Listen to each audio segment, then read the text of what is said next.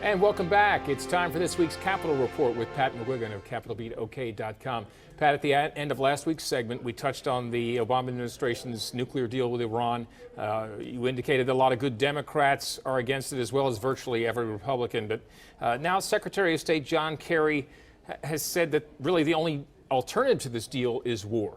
Your thoughts on that? I think that's pretty harsh, number one, and I think that Secretary of State Kerry engaged in 4.5 hours of posturing the other day in front of the appropriate committee of the Congress.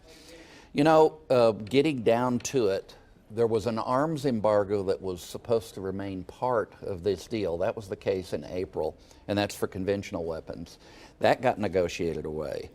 There was, on the implementation day, when this goes into effect, we don't know if they'll get as little as $50 billion all at once or as much as $100 billion. There's some debate about that.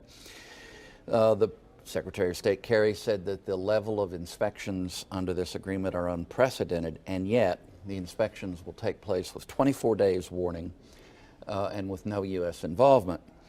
The agreement leaves Iran as a nuclear threshold power, and I think that's why there are so many Democrats that are skeptical, and a few will vote against. The question is, will there be enough to prevent an override of a presidential veto? Ben Cardin of Maryland, for example, he was critical of a side agreement that was made with the International Atomic Energy Agency for inspections at the sites that will be producing or could produce the trigger mechanisms for nuclear weapons. Coons of Delaware, Joe Biden's successor in the U.S. Senate, also a Democrat, he said, Iran has seriously earned our distrust, which is a pretty explicit sentence, John Tester, one of the leaders of the Democrats in the Senate, said, I don't trust these guys.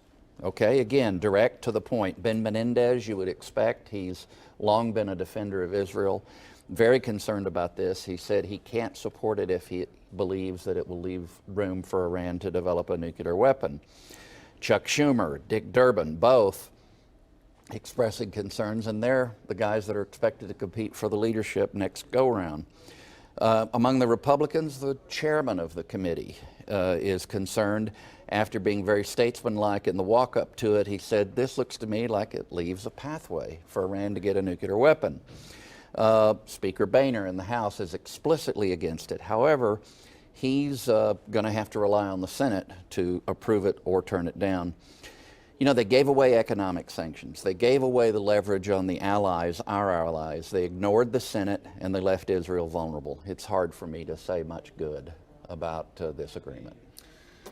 Not much time left, but right now the Democratic Party is preparing to consider a measure that would open up the door to primary elections, independent voters voting in their primary elections. It'll be a big deal if they do that, and it might be a good idea for the Democratic Party. The only issue they're going to have, some of the union leadership is against it, and finally, the Democrats need to leave room for the Dan Borans and the Cody Graves of this world, and that's probably why they need this, but I just don't know.